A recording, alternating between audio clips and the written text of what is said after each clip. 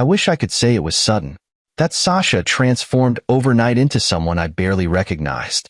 But no, it was gradual, like a crack in the foundation of a home you thought was built to last. My marriage to Sasha began as a partnership of equals.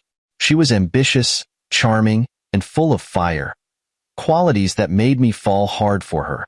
When she started her journey as a social media influencer, I was her biggest cheerleader. Back then, I believed in her dream as much as she did. But somewhere along the line, success changed her. Or maybe it just revealed who she really was. It started with the little things. Comments that stung but were easy to brush off. "Why don't you try contributing more?" she'd say, despite knowing I'd left my job to care for our kids, Kayla and Joshua, so she could focus on her career. I took it as the price of love, swallowing my pride because I believed in the bigger picture of our family. I thought I was being noble, sacrificing my career for hers. But to Sasha, my sacrifices weren't noble, they were weaknesses. The cracks widened when Leonard entered the picture. I'll never forget the first time I met him. He was loud, arrogant, and exuded the kind of false confidence that only comes from money made the wrong way.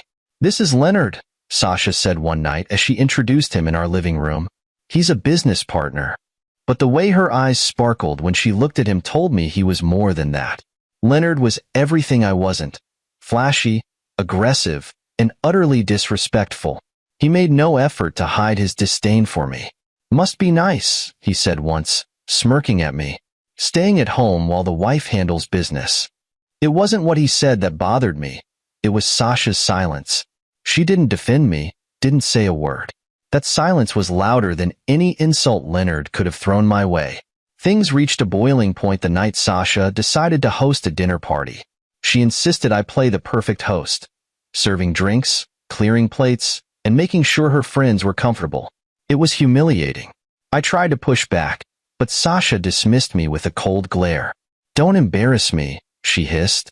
The woman I married had vanished, replaced by someone who saw me as a liability. The guests arrived, laughing too loudly and drinking too much. Leonard, of course, was the center of attention.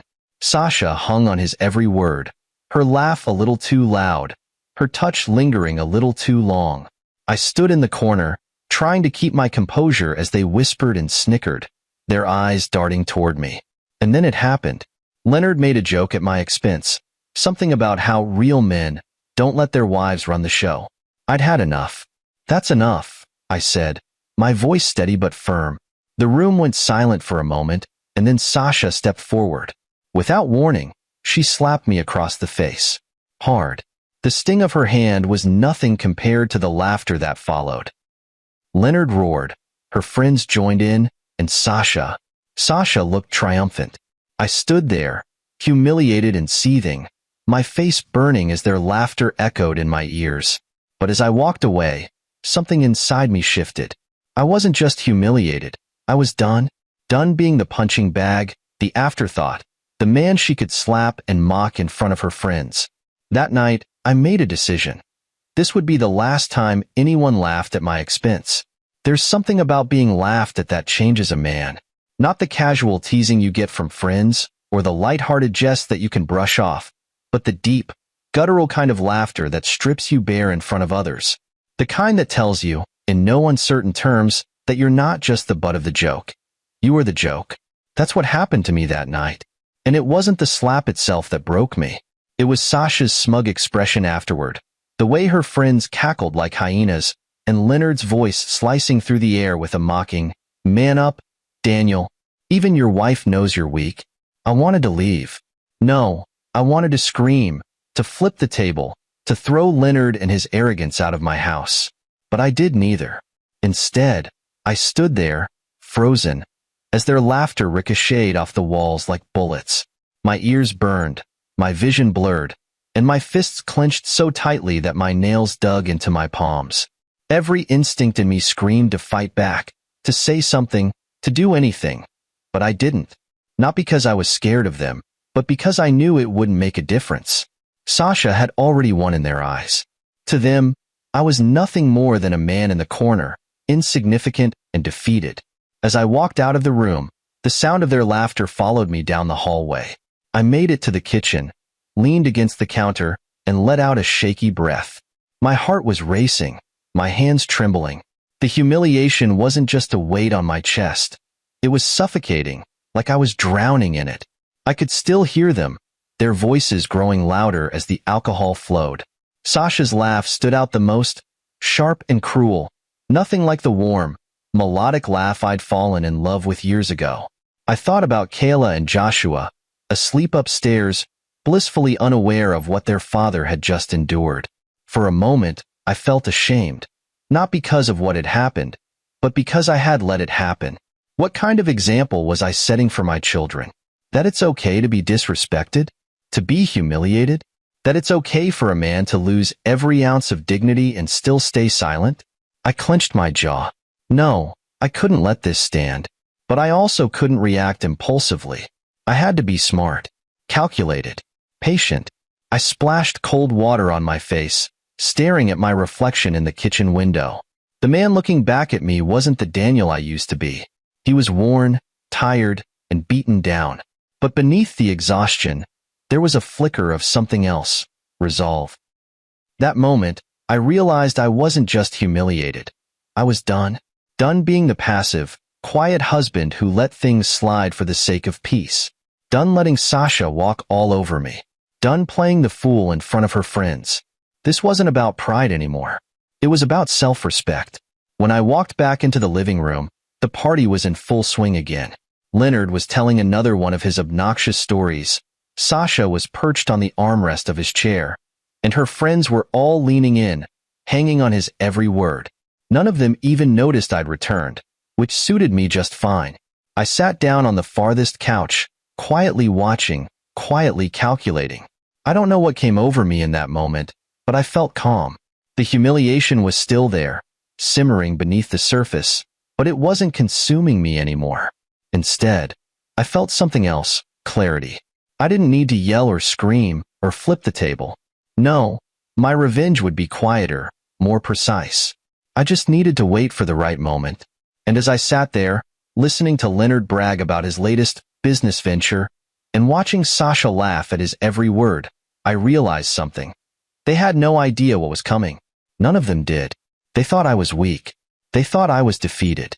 But they were wrong. This wasn't the end of the story. It was just the beginning.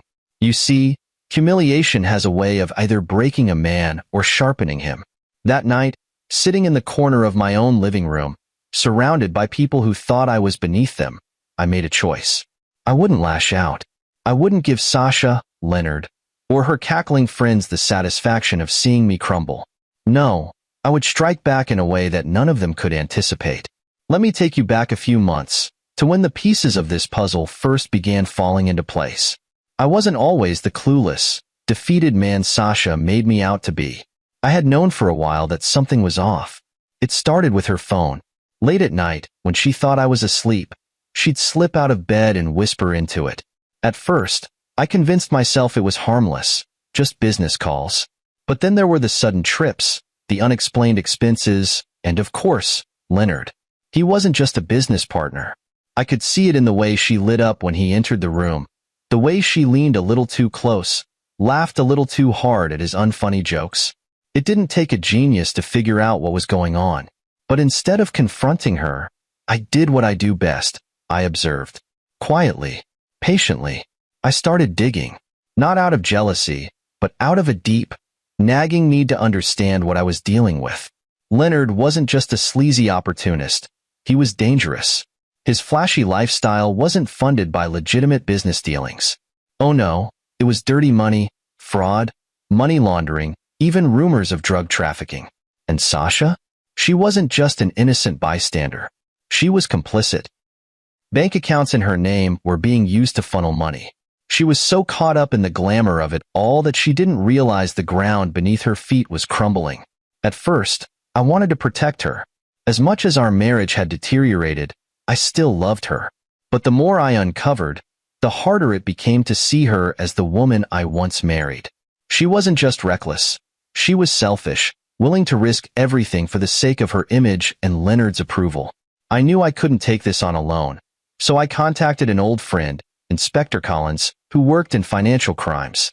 It was Collins who gave me the tools I needed to gather evidence. Bank statements, incriminating emails, shady transactions. It was all there, laid out like a trail of breadcrumbs leading to the truth. Over the weeks, I fed everything to Collins, piece by piece. The authorities built their case, and all the while, I stayed silent, watching, waiting. That brings us back to the night of the dinner party. I didn't just sit there quietly because I was defeated. I sat there because I knew what was about to happen. Every word Leonard uttered, every sneer from Sasha, every snide remark from her friends, it all fueled the fire within me. But outwardly, I remained calm. I played my role to perfection. The meek, humiliated husband. They had no idea the storm that was about to hit. Before the party began, I had tipped off Collins. I told him exactly when and where to find Leonard and Sasha's accomplices. Everything was timed to perfection. All I had to do was endure 9 more minutes of their mockery. Just 9 more minutes of biting my tongue, of listening to Leonard gloat and Sasha laugh at my expense. It wasn't easy, but I held on, knowing that every second brought me closer to justice. As the laughter swirled around me, I kept my gaze steady, my breathing even. On the outside, I was still the defeated man they thought I was. But inside, I was brimming with anticipation. The storm was coming, and none of them would see it until it was too late. 9 minutes. That's all I had to endure. 9 minutes of their laughter, their taunts, their smug superiority. You might think it would feel like an eternity, but for me, it flew by. Because every tick of the clock brought me closer to the moment when the tables would turn. It started with a knock at the door. Not the polite kind of knock you'd expect from a neighbor or late-arriving guest. No, this was firm and deliberate, the kind that commands attention. The room fell silent for the first time that night. Sasha looked annoyed, Leonard smirked, and her friends exchanged curious glances. "Are you expecting anyone else?" Leonard asked, leaning back in his chair, clearly unconcerned. Sasha shook her head, clearly irritated by the interruption. "Daniel," she snapped, motioning toward the door as though I were some servant waiting to do her bidding. I didn't respond. I simply stood up, adjusted my shirt, and walked to the door, my heart pounding, not with fear, but with anticipation. When I opened the door, there they were. A team of law enforcement officers, clad in black uniforms, their badges gleaming under the porch light. At the head of the team was Inspector Collins, his expression as sharp and focused as I'd ever seen it. I stepped aside without a word, letting them in. "Leonard, I a deal," Collins announced, his voice cutting through the air like a knife. "You're under arrest for fraud, money laundering, and drug trafficking." For a moment, there was silence. And then chaos erupted. Leonard shot to his feet, his bravado evaporating in an instant. "This is a mistake," he shouted, backing away as 2 officers moved toward him. "You don't know who you're messing with." Sasha stood frozen, her eyes darting between Leonard and the officers. "Wait," she stammered, her voice shaking. "There must be some kind of mistake." But Collins ignored her. He nodded toward the officers, who swiftly handcuffed Leonard. One of Sasha's friends, clearly panicking, tried to slip out the back door, but another officer was already there, blocking her path. Within moments, 2 more of her friends were in cuffs, their protests drowned out by the flurry of activity. And Sasha? She just stood there, pale and trembling, her confident facade crumbling before my eyes. "What's going on?" she demanded, her voice rising in desperation. "This can't be happening." I didn't answer her. I didn't need to. I just stood there, arms crossed, watching as the reality of the situation dawned on her. Leonard, her so-called business partner, wasn't invincible. Her friends, who had laughed at my expense moments earlier, were now pleading for mercy. And Sasha? She was finally seeing the consequences of her choices. But the night wasn't done with them yet. As Leonard was being led out of the house, he suddenly collapsed, clutching his chest. For a brief moment, I thought he was faking it, another desperate ploy to escape accountability. But then his face turned a sickly shade of gray, and he began gasping for air. One of the officers called for paramedics, who arrived within minutes. Leonard was loaded onto a stretcher, his bravado replaced by helplessness. Sasha's friends weren't faring much better. One of them fainted, her body slumping to the floor as panic overtook her. Another began hyperventilating, clutching her chest as though the weight of her crimes had finally caught up to her. The once lively party had transformed into a scene of utter chaos, with paramedics and officers moving swiftly through the house. And through it all, I stood there, calm and composed, watching as the storm I had unleashed swept through their lives. For the first time that night, I felt something I hadn't felt in a long time: vindication. When they finally loaded Leonard and Sasha's friends into the ambulances, Sasha turned to me, her face a mask of shock and betrayal. "How could you do this?" she whispered, her voice barely audible. I met her gaze, my expression unreadable. "9 minutes ago, you slapped me in front of your friends," I said, my voice steady. "This is just the beginning." After the chaos had cleared, the silence in the house was deafening. The once lively room, filled with laughter and sneers, was now a wreck of toppled chairs, forgotten glasses, and Sasha standing alone in the middle, clutching the back of a chair for support. She looked at me, her eyes wide with confusion and something else: fear. I didn't move. I didn't speak. I just let the weight of what had happened settle around us. "You did this," she finally said, her voice breaking. It wasn't an accusation. It was more of a realization, a dawning awareness that the man she had underestimated, mocked, and humiliated had been the architect of her downfall. I didn't bother to respond. What was there to say? Her empire of lies had crumbled, and now she had to live with the rubble. The fallout began the next morning.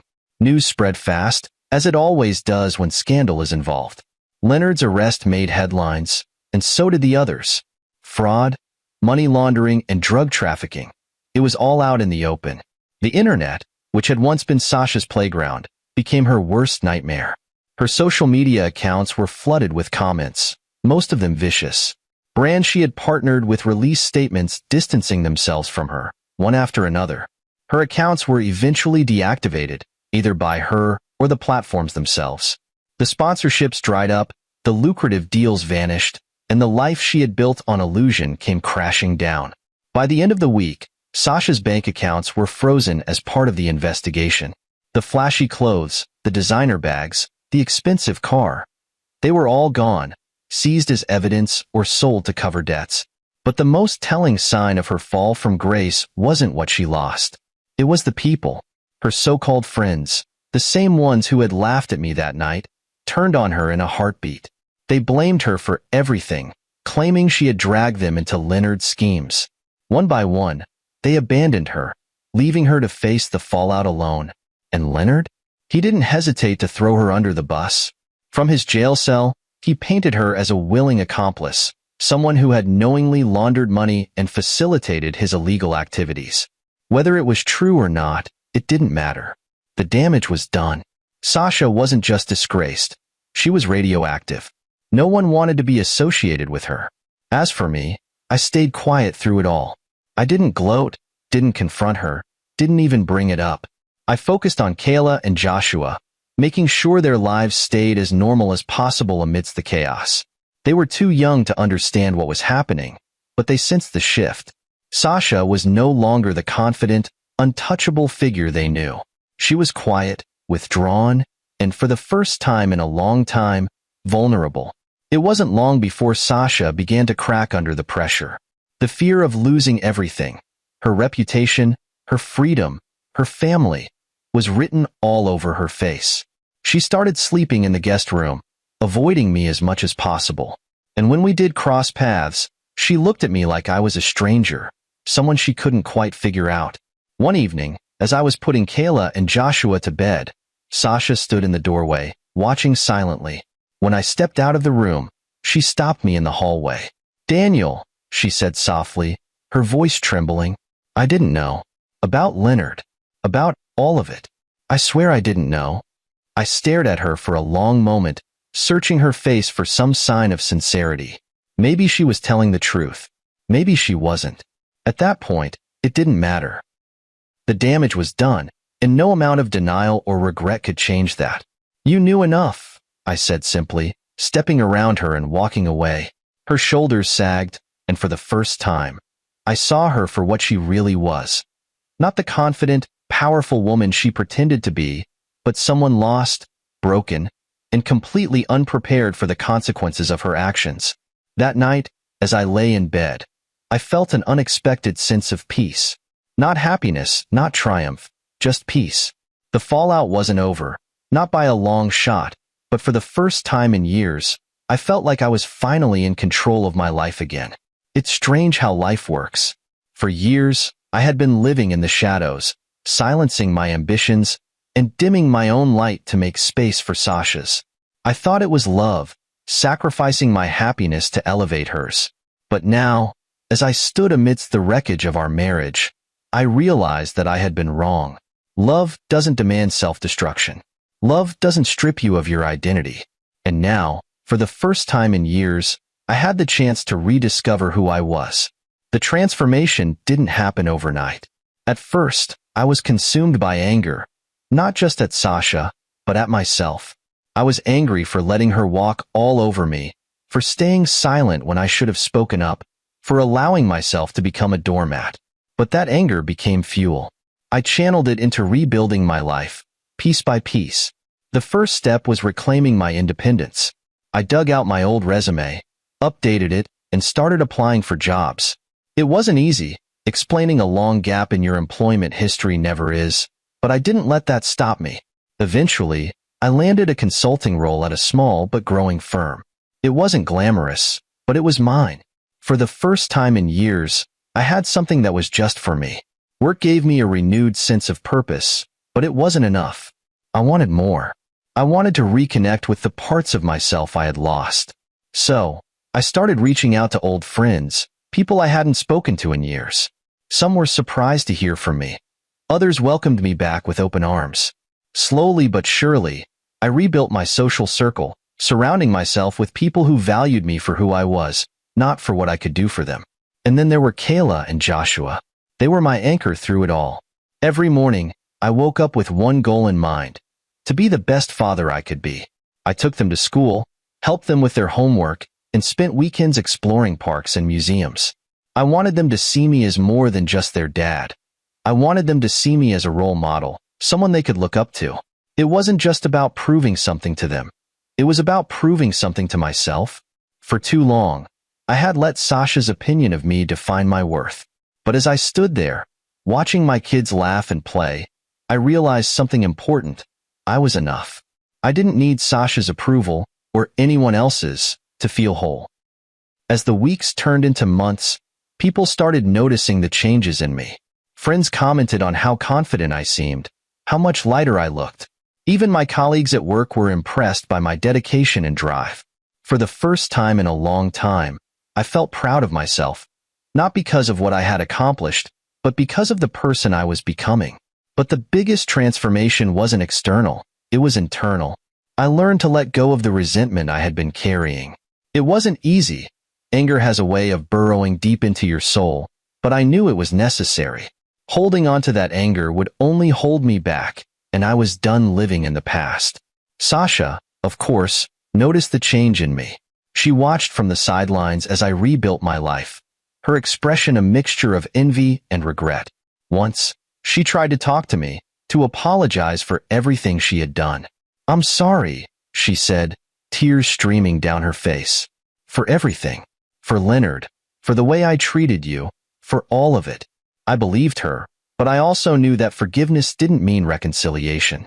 "I accept your apology," I told her, my voice calm but firm. "But we can't go back to the way things were. Too much has happened." She nodded, her shoulders sagging in defeat. It was the closure we both needed. By the time the dust settled, I had emerged stronger, wiser, and more confident than ever. I wasn't the same man Sasha had mocked and humiliated. I was someone new, someone better. And for the first time in years, I felt free. It was inevitable, really. I knew Sasha would eventually come to me, not as the confident, untouchable woman she once pretended to be, but as someone broken and desperate. She had always been proud, but pride crumbles quickly when the walls close in.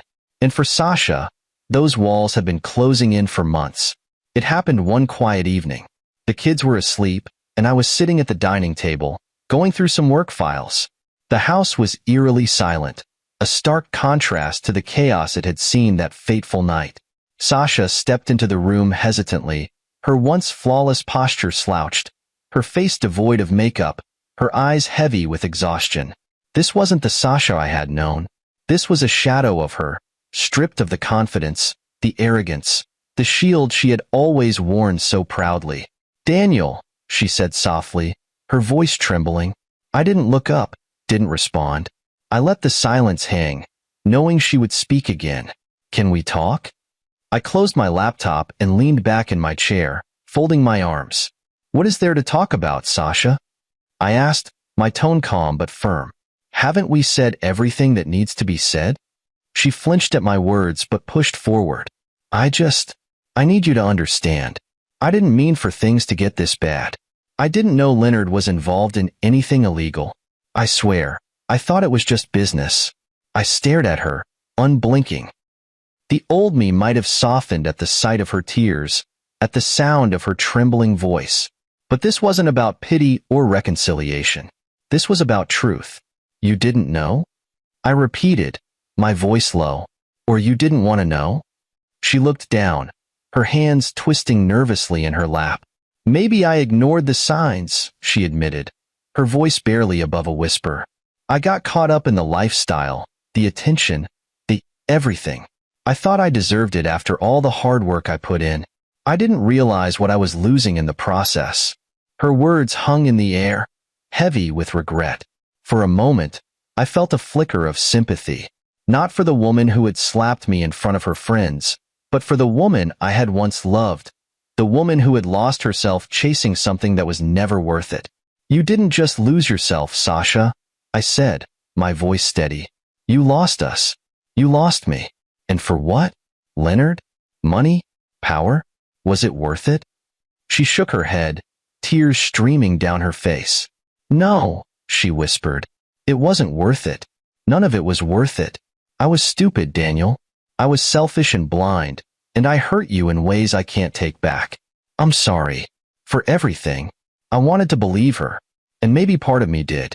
But forgiveness isn't about erasing the past. It's about acknowledging it and deciding how to move forward. And moving forward with Sasha wasn't something I could do. Not after everything. "I accept your apology," I said finally, my voice softening. "But forgiveness doesn't mean we can go back to the way things were. Too much has happened, Sasha. Too many lines have been crossed."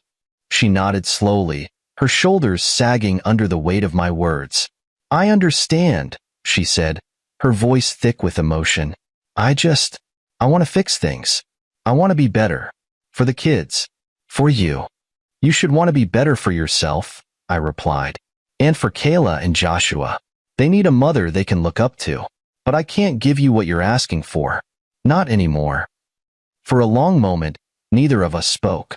The silence between us was heavy, filled with unspoken words and memories of what could have been.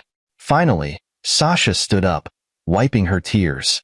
"Thank you," she said quietly, "for listening, for forgiving me. I'll try to do better." As she walked away, I felt a strange sense of peace. This wasn't the resolution she had hoped for, but it was the one I needed. Sasha's plea for forgiveness wasn't about fixing our marriage. It was about finding closure.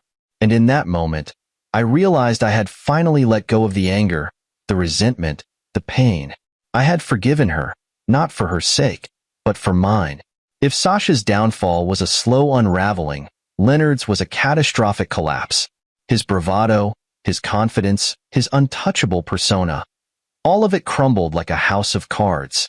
The moment he was dragged out of my house in handcuffs, Leonard's empire began to disintegrate, piece by piece. Leonard's arrest made headlines within hours. The media, ever hungry for scandal, latched onto the story with ferocity. High-profile entrepreneur arrested in fraud and drug trafficking case became the headline plastered across every news outlet. The flashy lifestyle he flaunted online, the luxury cars, the designer suits, the extravagant vacations, was exposed as a facade funded by crime. I followed the developments with a detached curiosity. Watching Leonard's fall didn't bring me joy, but it did bring a sense of justice. He had lived his life recklessly, destroying others in his wake, and now it was his turn to pay the price. The investigation revealed the extent of Leonard's criminal activities. It wasn't just fraud and money laundering. His web of illegal dealings was vast, spanning multiple countries and involving high-level players. The authorities uncovered offshore accounts, fake companies, and countless victims who had been swindled out of their life savings. Leonard wasn't just a criminal. He was a predator, preying on anyone who crossed his path. And yet, even as the walls closed in on him, Leonard remained defiant. In court, he smirked at the cameras, his arrogance still intact. "I'll be out in no time," he boasted to reporters during his first hearing. "You can't keep a man like me down."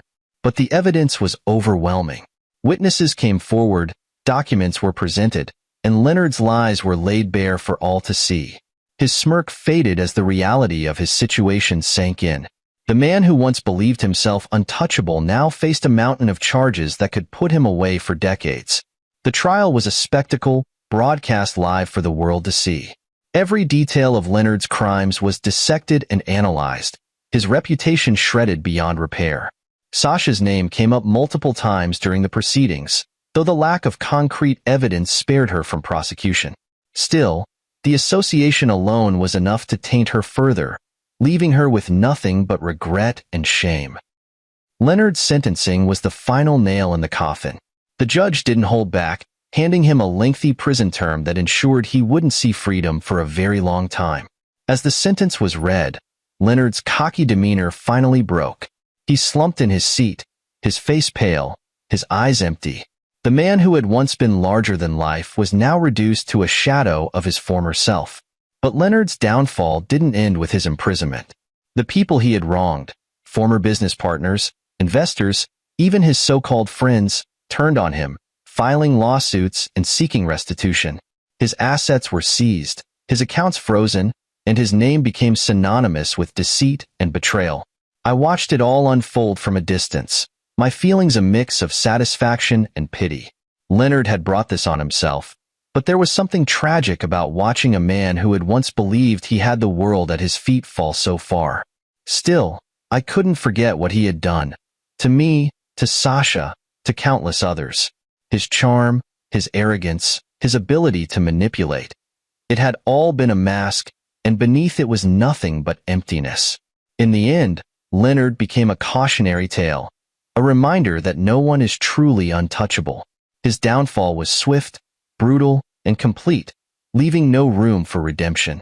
And as I turned off the TV after watching the final news report on his case, I felt a strange sense of closure. Leonard was gone, his power stripped away, and his influence reduced to nothing. Justice had been served, and the chapter of my life that he had invaded was finally over. It wasn't the first time Sasha sought me out, but this time was different. She wasn't crying, wasn't begging, and there was no hint of desperation in her voice. Instead, there was a weight to her presence, a heaviness that suggested she had finally come to terms with the full scope of what had happened. And maybe, just maybe, she had come to terms with her role in it all. It was a late afternoon when she approached me in the garden. I was sitting on the patio, sipping tea and watching the kids chase each other across the yard. They were laughing, carefree, completely oblivious to the storm that had swept through our lives. For that, I was grateful. I had worked hard to protect their innocence, to shield them from the worst of it. "Can I sit?" Sasha asked, standing a few feet away, her hands nervously clasped in front of her. She looked tired, older somehow, though it had only been a few months since everything fell apart. I gestured toward the chair across from me. "Go ahead." She sat down, folding her hands on the table and staring at them as if they held the answers to the questions she hadn't yet asked. For a long moment, neither of us spoke. The silence stretched between us, not uncomfortable but filled with unspoken words. Finally, she broke it. "I've been thinking," she began, her voice low and steady, "about everything, about what I did to you, to us." I didn't respond immediately. I wanted her to continue, to say what she needed to say without interruption. She took a deep breath and pressed on. "I keep asking myself how we got here," she said. "How I let things get so bad. How I turned into someone I don't even recognize. She looked up at me then, her eyes searching mine. And I realized something. I blamed you for so long. For leaving your job, for not being ambitious enough, for not fitting into the image of the life I thought I wanted. But the truth is, none of that was your fault. It was mine. Her words caught me off guard. I had expected apologies, excuses, maybe even an attempt to deflect blame, but not this. Not self-awareness. Not accountability. I was so focused on what I thought success looked like, she continued, that I lost sight of what really mattered. I let Leonard and his world seduce me because it felt exciting, because it fed my ego. But it wasn't real. None of it was. And now I've lost everything. My reputation, my career, my friends. But worst of all, I lost you. Her voice cracked on the last word, but she held herself together. She wasn't here to beg for another chance. That much was clear. She was here to face the truth, to finally confront the mess she had made. Why didn't you fight for us earlier? She asked, her voice barely above a whisper. Why didn't you stop me before it was too late? I leaned back in my chair, letting her question hang in the air. I had asked myself that same question countless times over the past year, and now, as I looked at her, I realized I finally had the answer. I did fight, Sasha, I said, my voice calm but firm. I fought for us every single day. I fought when I left my job to support you. I fought when I stayed quiet during your insults and your mockery, hoping you'd see the man you married instead of the one you thought I had become. But you didn't see me. And after a while, I realized it wasn't my fight anymore. It was yours. And you didn't fight for us. She nodded slowly, tears welling in her eyes but not falling. She seemed to absorb my words, her shoulders sagging under their weight. You're right, she said softly. I didn't fight. I didn't value what we had until it was gone. And I'll regret that for the rest of my life. For a moment, I felt a pang of sadness. Not for the woman sitting in front of me, but for the life we had once shared, the love that had once felt unbreakable. But that life was gone, and no amount of regret could bring it back. I don't hate you, Sasha, I said finally. I wish I could, but I don't. What happened between us, it's over. And maybe it's for the best. Because now, we can both move forward. She nodded again, a small, bittersweet smile tugging at the corners of her mouth. Thank you, she said, for being honest, and for being better than I ever deserved. With that, she stood up and walked away, leaving me alone on the patio. I watched her go, feeling a strange sense of closure. This was the ending I hadn't known I needed, a final confrontation, not with anger or blame, but with truth. As the kids ran up to me, their laughter filling the air, I realized something important. I had won, not by tearing Sasha down, but by standing tall in the face of everything she had thrown at me. I had reclaimed my dignity, my life, and my future.